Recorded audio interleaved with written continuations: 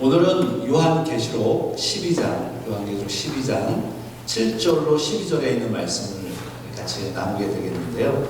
먼저 요한계시록 12장 7절에 있는 말씀을 다시 한번 읽어보겠습니다. 하늘에 전쟁이 있으니 미카엘과 그의 사자들이 용과 더불어 싸울세 용과 그의 사자들도 싸운다. 하늘에 전쟁이 있습니다. 하늘에 전쟁이 있으니 미가엘과 그의 사자들 용과 더불어 싸울세 그의 사자들도 싸운다. 하늘의 전쟁, 미카엘과 용의 전쟁. 자, 이것을 좀 AI의 도움을 받아서 조금 이해를 좀 돕기 위해서 4페이지에 한번 보시면 AI를 통해서 그려낸 이미지인데요. 하늘의 용. 근데 이 용은 우리 지난 시간에 살펴본 것처럼 요한복음 12장에 보면 요한계시록 12장에 붉은 용, 큰 붉은 용이라고 기록되어 있죠. 붉은 용과 강력한 힘을 가지고 있는 그 붉은 용과 미가엘이 싸우고 있는 장면입니다. 그래서 12장은 우리 다시 1페이지로 넘어가셔서 요한계시록 12장은 세 가지의 영적 전쟁을 다루고 있다고 했습니다. 첫 번째는 6절까지 지난주에 살펴봤던 거죠. 용과 누구와의 싸움이에요? 여자가 낳은 아이와의 싸움이에요.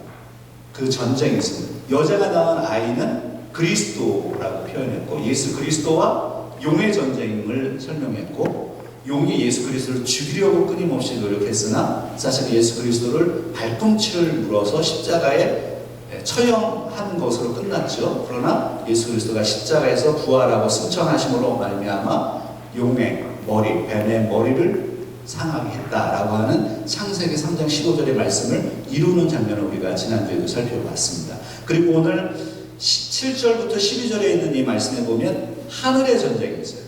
용과 미가엘과의 전쟁이 있어요. 그리고 다음 시간에 우리가 살펴볼 이제 13절부터는 여자와 용의 전쟁이에요. 용과 여자는 교회라고 설명했습니다. 교회와 용과의 전쟁. 그래서 요한계시록 12장은 영적 전쟁을 다룹니다. 영적 전쟁. 그래서 우리가 사는 이 시대에 영적 전쟁이 있다는 사실을 꼭 기억해야 됩니다. 영적인 전쟁이 있다. 그래서 이것은 사람들과의 전쟁뿐만이 아니라 국가와 국가의 전쟁뿐만 아니라 이 시대는 영적인 전쟁이 있다는 사실을 우리 그리스도인들은 반드시 기억해야 됩니다. 그래서 오늘 특별히 이제 하늘에서의 이 전쟁이 도대체 무엇을 의미하느냐라고 하는 문제를 좀 풀어가도록 하겠습니다. 미가엘은 누구고, 그리고 용은 또 어떻게 표현되어 있느냐. 용의 실체가 드디어 나오는데요. 용의 실체가 9절에 나오죠.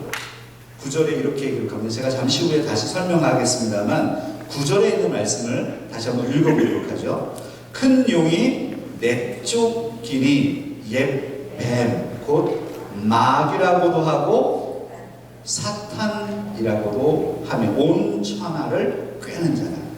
그러니까 요한계시록에서 용은 옛뱀이며, 용과 옛뱀은 상징적인 거죠. 용하고 옛뱀, 그리고 마귀라고도 하고 사탄이라고도 한다. 용은 사탄이라고 표현되어 있습니다. 사탄과 미가엘의 전쟁이고, 사탄과 교회와의 전쟁이고, 사탄과 그리스도와의 전쟁입니다. 오늘 7절에 있는 말씀을 보세요. 하늘의 전쟁이 있으니, 그러면 한번 여러분에게 물어볼게요. 이 전쟁은 언제 있었던 전쟁이에요? 하늘의 전쟁이 있었다는 거죠.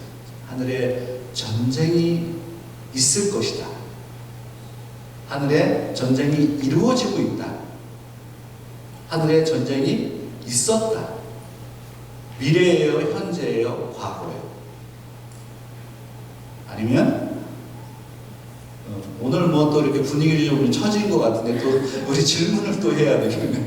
자, 이 하늘에 전쟁이 있었다. 이 전쟁이 있었다. 미래다. 손으로 한번 표현해 봅시다. 미래다, 이 시점은.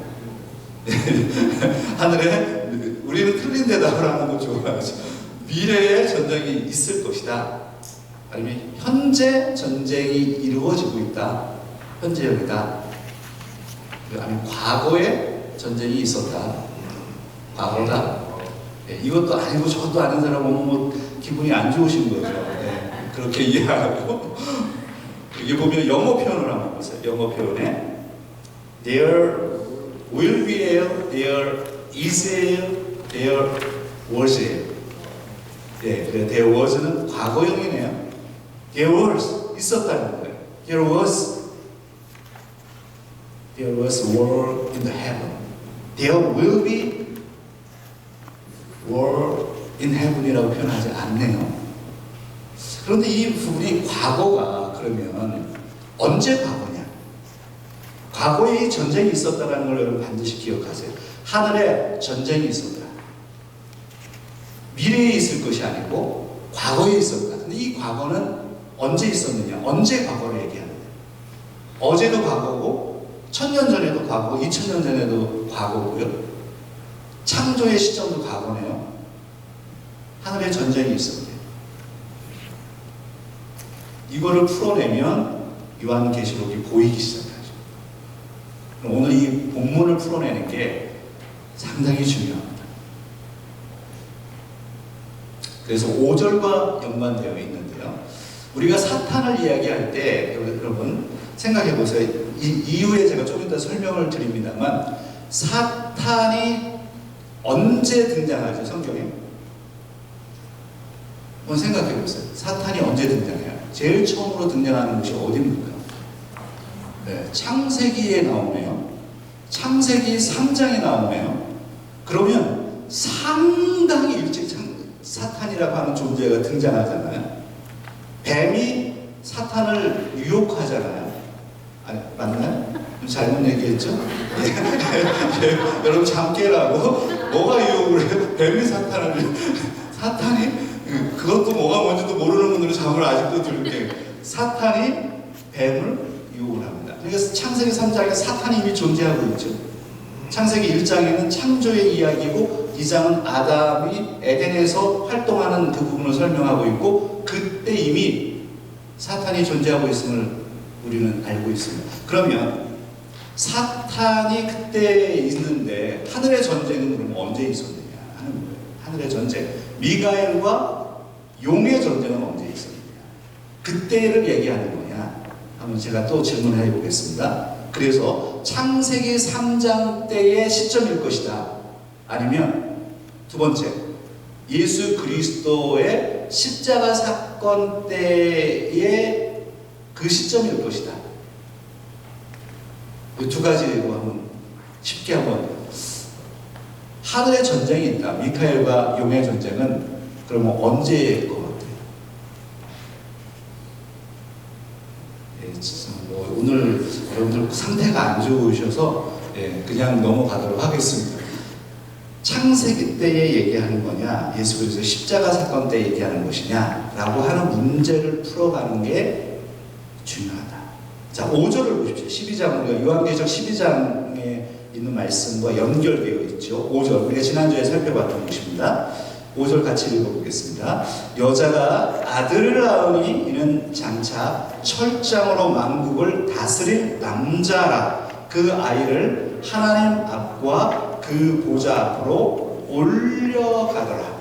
자, 이것은 우리가 지난주에 봤듯이 아들은 예수 그리스도를 상징하죠. 이 아들, 여자가 아들을 낳아요. 교회가 아들을 낳는다. 교회는 구약의 그 이스라엘을 통해서 그 이스라엘 민족을 통해서 예수 그리스도가 탄생하죠. 그러니까 여자가 아들을 낳고 아들이 예수 그리스도가 또 교회를 낳아요. 그게 신약의 공동체이죠. 저와 여러분들이죠. 그래서 이 부분을 지난주에 풀어드렸습니다. 여자가 아들을 낳는데 그 아들이 어떻게 돼요? 이 아이가 하나님과 그 보좌 앞으로 올려갔다. 예수 그리스도의 승천을 얘기하는 거죠. 그러면 예수 그리스도의 십자가 사건은 여기 깔려 있는 거죠. 예수 그리스도가 이 땅에 오셔서 용과의 전쟁 속에서, 사탄과의 전쟁 속에서 발꿈치를 물렸잖아요. 십자가에서 돌아가십니다. 고난을 당합니다. 십자가에서 돌아가십니다. 그러나 부활하고 승천하셨다라는 것을 풀어내는 게 지금 12장에 있는 1절과 6절에 있는 말씀이죠. 그러면 지금 예수님은 어디에 계세요? 하늘에 계시죠? 그렇죠? 그래서 예수 그리스도의 승천과 관련되어서 이 7절에 있는 이후의 본문을 문맥적으로 연결시킬 필요가 있다. 그래서 하늘에 전쟁이 있으니 이것은 창세기 때의 얘기를 하는 것이 아니고 태초의 때 얘기를 하는 것이 아니고 바로 예수 그리스도의 십자가 사건과 연관되어서 하늘에 전쟁이 있다라는 거예요. 십자가의 사건은 사실은 우리에게는 어떤 사람에게는 예수가 실패했다고 보여지는 거지만 아니요. 하늘에 전쟁이 있으면서 승리를 가져올 사건이라는 거예요. 예수 그리스도가 하늘에서 미카엘과 용이 싸워요. 그때 지상에서는 어떤 일이 있었느냐? 예수 그리스도가 십자가에 못 박히고 그곳에서 부활과 승천이 이루어지는 그 시점이라는 거예요. 이런 부분을 좀 설명을 오늘 더 드리도록 하겠습니다. 하늘에 전쟁이 있으니 이 시점은 그래서 예수 그리스도의 십자가의 사건과 연관되어 있다. 전쟁의 당사자는 미카엘과 용이다. 그럼 미카엘이라고 하는 이 존재를 한번 생각해 보죠. 미가엘. 영어로 어떻게 표현하죠? 미가엘. 영어 이름이 있잖아요. 그래서 이분들 대단한 분들이에요. 마이클이잖아, 마이클. 이 마이클이 그냥 읽으면 그대로 쓰면 미가엘이에요. 미카엘. 근데 이분들은 자기가 미가엘인 줄 알고 마이클이라고 썼나 아니면 마이클 잭슨 때문에 썼는지 뭐 때문에 마이클. 이 마이클 그대로 쓰면 미가엘입니다. 미가엘 그 영어로 그렇게 표현하죠. 근데 미가엘은 어디에 등장합니까? 성경에? 제일 처음에 등장하는 것이 어디입니까? 다니엘에서입니다. 다니엘에서 미가엘이 군주라고 등장하게 되죠. 이 페이지에 한번 보세요. 제가 노트에 놓은 이 페이지에 보면 다니엘서 10장 13절에 이렇게 기록합니다. 한번 같이 읽어보겠습니다. 그런데 바사 왕국의 군주가 20일 동안 나를 막았으므로 내가 거기 바사 왕국의 왕들과 함께 머물러 있더니 가장 높은 군주 중 하나인 미가엘이 와서 나를 도와주므로, 여기 미가엘이라고 하는 존재가 등장하네요. 미가엘. 이 존재는 땅의 존재입니까? 하늘의 존재입니까? 하늘의 존재입니다. 가장 높은 군주 중에 하나예요.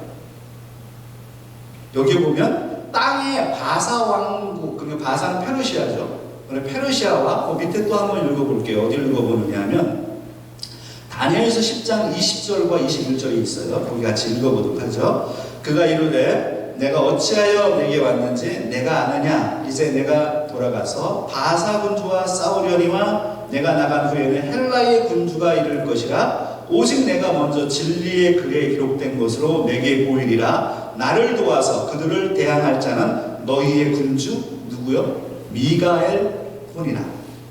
여기 보면 바사의 군주, 헬라의 군주 나오죠. 역사 속에 페르시아와 헬라, 우리가 구약에 보면 구약의 역사에 바벨로니아가 있고 아스리아를 지배했죠. 바벨론이. 그 다음에 이 바벨론은 페르시아에게 또 해방하죠. 이 페르시아는 어디에 또 바사 제국이죠. 페르시아는 누구에게요? 헬라 제국에게. 그리고 헬라 제국은 또 누구에게요?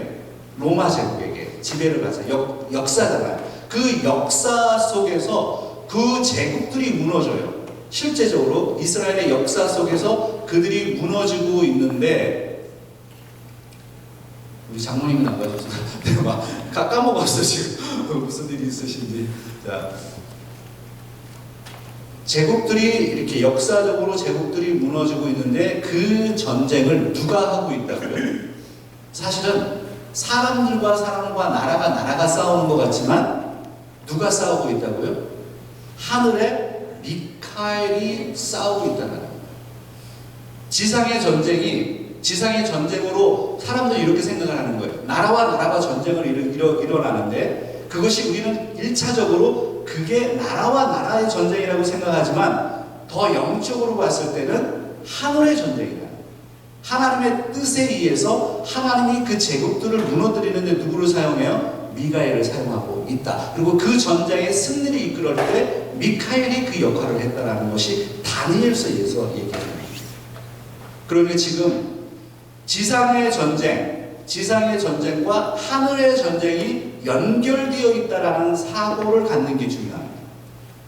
요한계시록을 풀어가면서 제가 그런 말씀을 여러분에게 드렸습니다. 나중에 요한계시록 이제 20장 이후에 21장, 22장에 보면 새 하늘과 새 땅이 임하고 새 예루살렘이 임하게 하늘에서 내려온다. 제가 그 이야기를 설명하면서 우리가 지금은 하늘이 멀고 땅에 사는 존재처럼 느껴지지만 그때가 되면 하늘과 땅이 하나가 될 것이다. 제가 그런 얘기 드렸죠. 지금 여기도 하늘과 땅이 연결되어 있는 지상의 전쟁은 지상의 전쟁으로 끝나는 게 아니고 그 전쟁을 주도하는 분이 누구냐? 하나님이시고 하나님이 미카엘을 시켜서 그 전쟁을 승리케 하고 있다는 게 다니엘서에서 설명하고 있는 거예요. 그 다니엘서에 있을 그 다니엘은 벌써 지금부터 거의 2500년 전, 2500년 전의 인물 아닙니까? 그 2500년 전에 존재했던 하늘의 그 미카엘, 예수 그리스도의 십자가 사건 때 사탄과 용과 싸웠던 존재가 미카엘이고 결국에는 승리했고 그 승리가 지금도 그 영향이 지속되고 있고 하늘의 미카엘이 지금도 우리를 위해서 싸우고 있고 하나님은 우리를 지켜내고 계시고 그리고 그것을 완성해 가실 것이다. 이 영적인 안목이 요한계시록 12장에 있는 이 말씀을 풀어가는데 정말 중요합니다. 자, 2페이지와 3페이지에 그래서 이 미카엘이라고 하는 존재는 천상적 대응체다 이런 표현이 되어 있는데 이런 거 한번 읽어보세요. 그게 제가 지금 설명하는 내용에 포함되어 있는 부분입니다. 자, 그 다음에 어디를 좀 넘어가시느냐면요 8절과 9절을 좀 넘어갈게요. 노트 4페이지에 있습니다. 8절과 9절에 있는 말씀 같이 읽도록 하죠. 이기지 못하여 다시 하늘에서 그들이 있을 곳을 얻지 못한지라 큰 용이 내쫓기니 옛뱀, 곧 마귀라고도 하고 사탄이라고도 하며 온 천하를 꿰는 자라. 그가 땅으로 내쫓기니 그의 사자들도 그와 함께 내쫓기니라. 아멘. 하늘의 전쟁이 있어요. 그 하늘의 전쟁에서 누가 승리했죠? 용이 승리한 건 아니죠. 누가 승리했습니까? 미가엘이 승리를 했습니다. 이 부분이 중요해요. 미가엘, 하늘에서의 승리, 미카엘이 승리했다. 그래서 이 미카엘이 이 승리함으로 인해서 그 결과가 무엇이냐 하면 바로 옛뱀, 마귀, 사탄, 이 용이 지상으로 내쫓기게 된다는 사실이에요.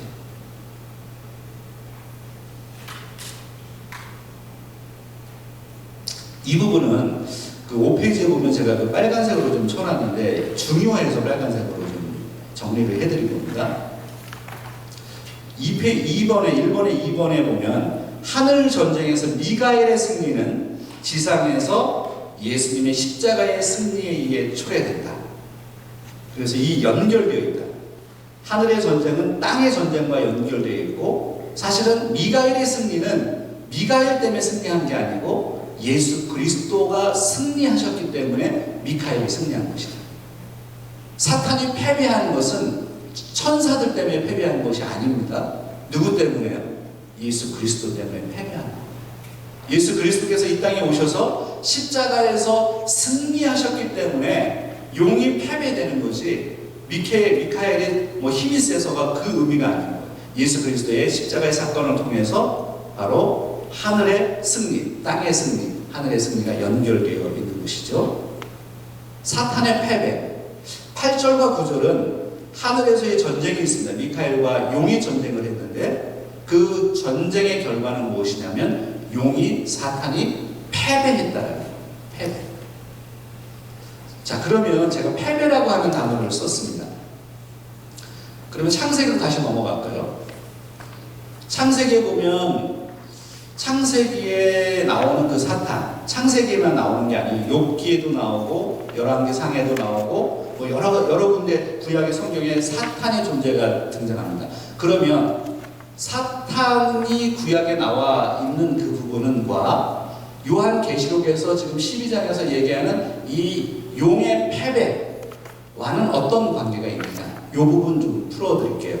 중요한 부분이죠. 자, 어디에 좀 보시느냐면요, 10페이지에 갔다가 다시 넘어올게요.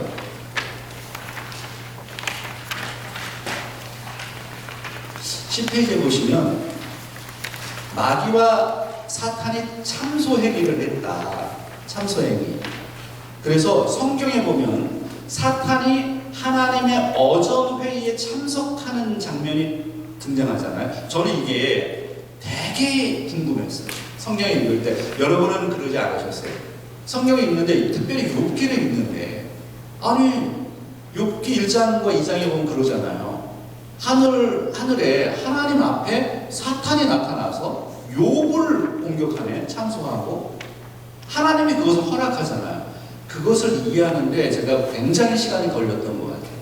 아니, 도대체 하나님, 왜 사탄이 하나님의 존전에 나타납니까? 아니, 쫓겨나서 땅에 있어야 될 존재가 왜 하늘에 있는 것이고, 하늘에서 왜 하나님의 회의석상에 이 사탄이 존재하는 겁니까? 이게 해석이 어려웠어요. 그런데 요한계시록 이 부분을 보니까 좀 이해가 되지 않아요? 하나님께서 원래 이 사탄이 결국에는 우리가 알고 있듯이 천사들이었잖아요. 근데 이 성경에는 그 부분이 정확하게 기록이 안 돼서 많은 해석들이 있습니다만, 천사의 존재였는데 타락하게 되었고 하나님을 대적하면서 이 쫓겨나게 된, 그게 사탄이죠. 사탄의 기원이 그렇지 않습니까? 하나님이 사탄을 창조한 게 아니잖아요. 그렇죠? 꼭 기억하셔야 돼요. 사탄을 하나님이 창조한 게 아닙니다. 그럼 이 사탄이 어떻게 돼요? 천사가 타락함으로 인해서 사탄이 된 거잖아요. 맞습니까? 여기 동의가 돼야 되는데, 이거 맞죠? 그러니까 사탄이 창조된 존재가 아닌 거예요.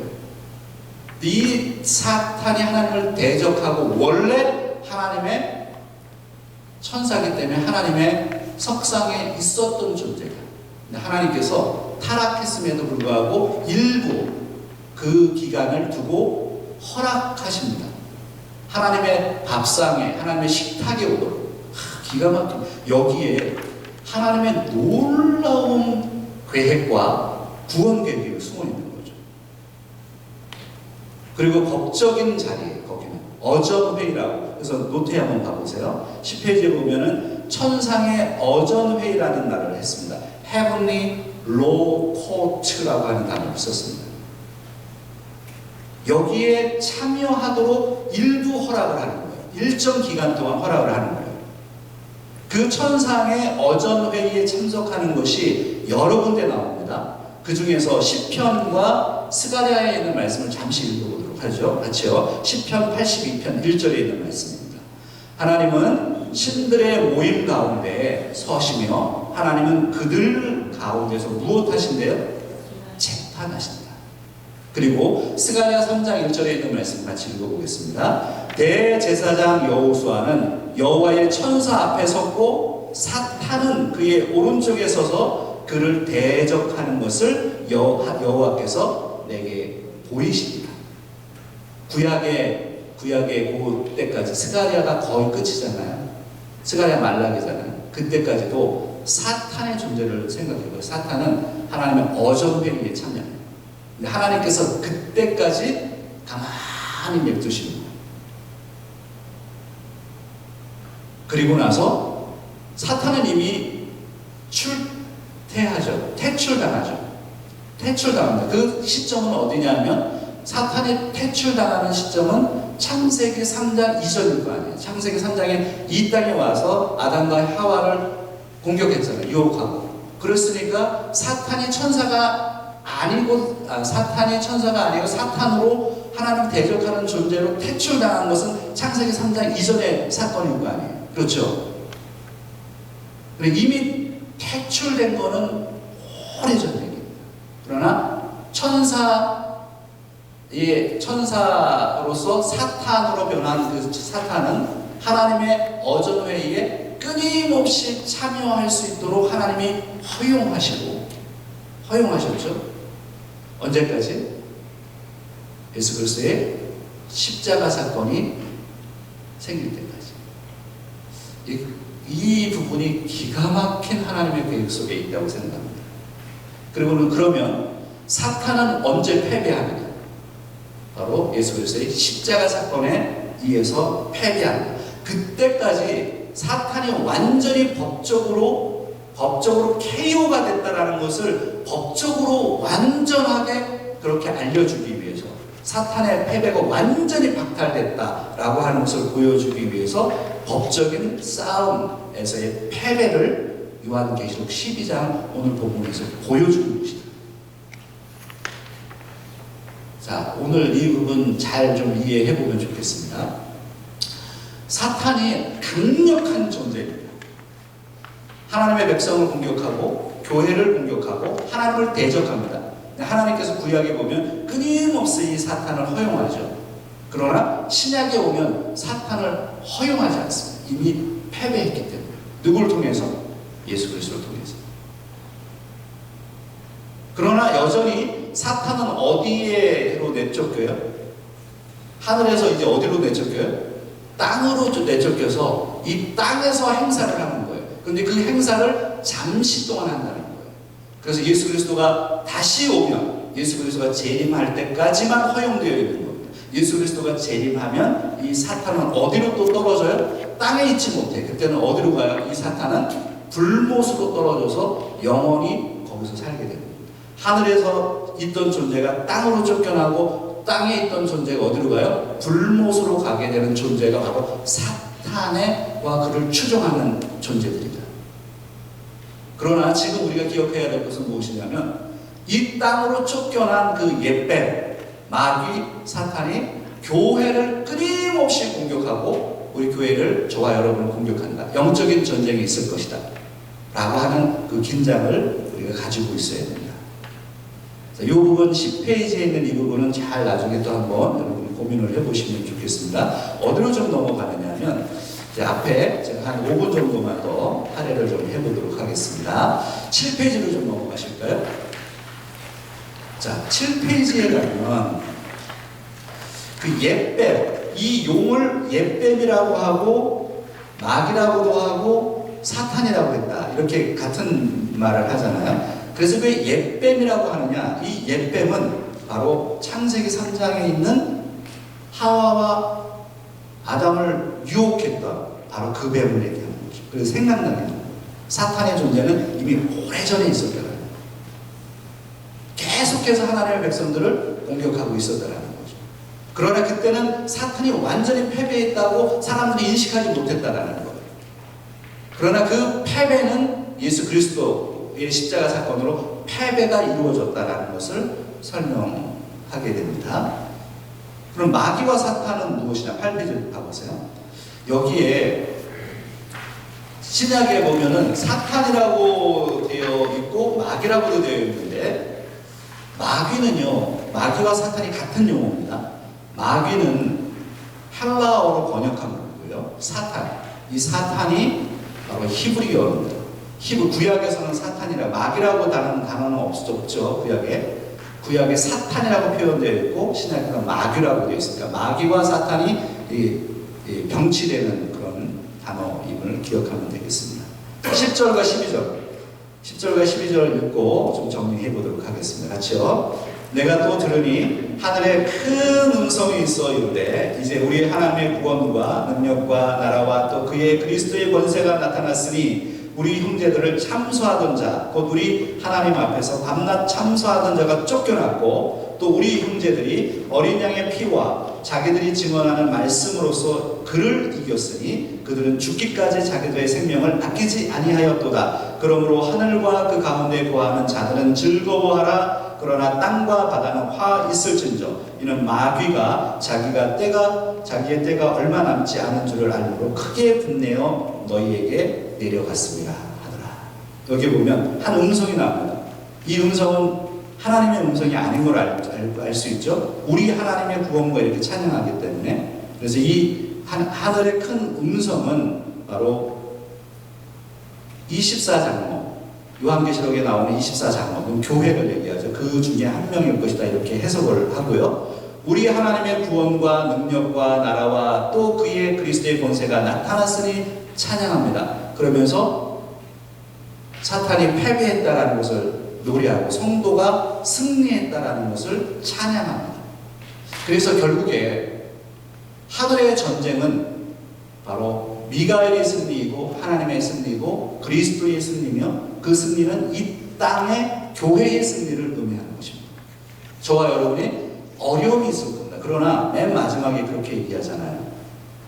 사탄이 이 땅에 내어 쫓겨서 때가 얼마 남지 않은 줄을 알고 크게 분내어 너희에게 내려갔다. 사탄은 우는 자처럼 우리를, 사자가 우는 것처럼 우리를 공격하게 될 것이다. 그래서 교회는요, 깨어 있어야 됩니다. 사탄이 우리를 공격하기 때문이죠. 그러나 결국 이 전쟁도 예수 그리스도가 다시 오심으로 말미암아, 예수 그리스도가 재림하심으로 말미암아 이 전쟁도 승리로 이끌어지게 될 것입니다. 왜요? 하나님의 계획이고 하나님은 그렇게 하실 것이고 예수 그리스도가 십자가에서 이미 승리하셨기 때문입니다. 오늘 이 미가엘과 하늘의 전쟁, 용의 전쟁, 이 속에서 미가엘이 승리한 것은 바로 교회의 승리임을 기억하면서 여러분들 이 땅에 사실 때 영적인 전쟁이 있다는 것 꼭 기억하시고 깨어서 기도하며 하나님께 나아가는 여러분들이 다 되시기를 주의 이름으로 부탁드립니다. 같이 기도하겠습니다.